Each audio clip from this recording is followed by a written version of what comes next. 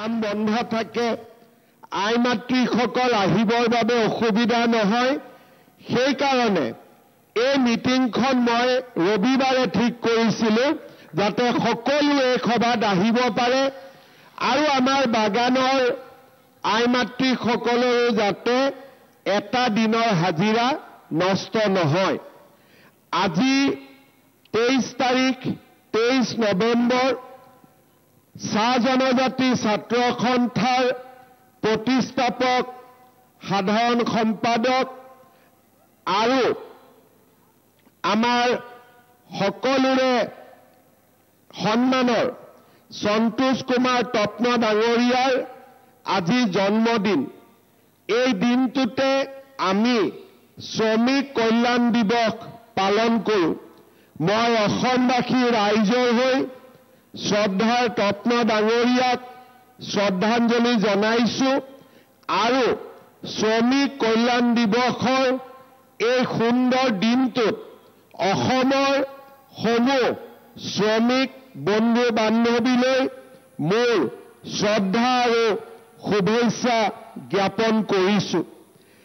আজি আমি ৰঙাপাৰা সমষ্টিত মুখ্যমন্ত্ৰীৰ মহিলা উদ্যমিতা অভিযানৰ 10,000 টকাৰ প্ৰথম কিস্তিৰ ধন প্ৰদান কৰিবলৈ ইয়াতে সমবেত হৈছোঁ। আমাৰ ৰঙাপাৰা সমষ্টিত 24,827 গৰাকী আই মাতৃ আজি উদ্যমিতা অভিযানৰ পৰা উপকৃত হ'ব। 23,645 গৰাকী গ্ৰাম্যাঞ্চলৰ আৰু 1,162 গৰাকী মহিলা আমাৰ ৰাঙাপাৰা টাউন সমিতিৰ অন্তৰ্গত। অৰ্থাৎ এই আঁচনিখনৰ জৰিয়তে গাঁৱৰ মহিলাও উপকৃত হৈছে আৰু সমান্তৰালভাৱে আমাৰ টাউনৰ মহিলাসকলো এই আঁচনিত উপকৃত হৈছে। শোণিতপুৰ জিলাৰ ঢেকিয়াজুলি নদুৱাৰ এই দুইটা সমষ্টিত আমি ইতিমধ্যেই মহিলা উদ্যমিতা অভিযানৰ ধন বিতৰণ কৰিছোঁ। আজি আমি ৰাঙাপাৰা সমষ্টিত এই পুঁজি বিতৰণ কৰিম আৰু আহিবলগীয়া দিনবোৰত আমি বৰচলা আৰু তেজপুৰ সমষ্টিতো এই আঁচনিৰ ধন আমি বিতৰণ কৰিম। আজি পৰ্যন্ত অসমৰ 41টা বিধানসভা সমষ্টিত আমি মহিলা উদ্যমিতা অভিযানৰ পুঁজি বিতৰণ কৰিলোঁ আৰু এতিয়ালৈকে 9 লাখতকৈও বেছি মহিলাই এই আঁচনিৰ ধন লাভ কৰিবলৈ সক্ষম হৈছে। আজি আপোনালোকে নিশ্চয় মনত পেলাব যে লোকসভা নিৰ্বাচনৰ আগতে আমি প্ৰথম ৰাইজক কৈছিলোঁ যে আমি মহিলা উদ্যমিতা অভিযান আৰম্ভ কৰিম।